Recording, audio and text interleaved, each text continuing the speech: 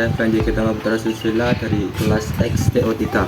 Menentukan struktur teks dan menyimak monolog lawakan tunggal atau teks anekdot.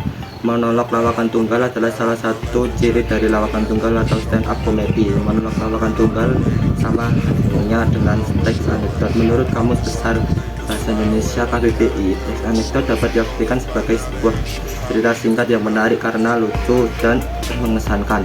Selain itu, teks anekdot biasanya juga membahas orang penting atau terkenal, dan tentunya berdasarkan kejadian yang sebenarnya. Hal ini yang membuat teks anekdot pada dasarnya merupakan sebuah cerita lucu yang ditulis dan dibuat berdasarkan apa yang terjadi di dunia nyata. Anekdot disusun berdasarkan urutan penyajian yang kronologis. Urutan tersebut tidak boleh ditukar posisinya agar memiliki kesatuan pola penyajian yang runtut. Struktur pada teks memiliki fungsi sebagai kerangka untuk membangun isi cerita dari teks anekdot. Abstrak. Bagian pertama dari teks anekdot adalah abstrak. Bagian ini terdapat di bagian awal paragraf yang mana biasanya digunakan untuk memberikan gambaran awal kepada pembaca mengenai keseluruhan isi cerita.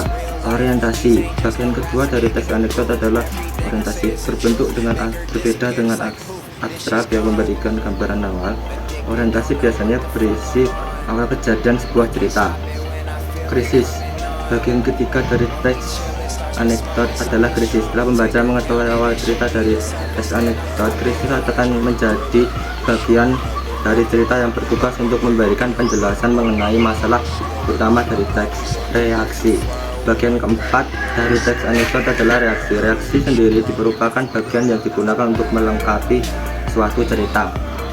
Koda. Bagian terakhir dari teks anekdot yaitu koda. Setelah keseluruhan cerita sudah tersampaikan, koda dapat digunakan sebagai penutup sekaligus pemberian pesan dari penulis cerita teks anekdot.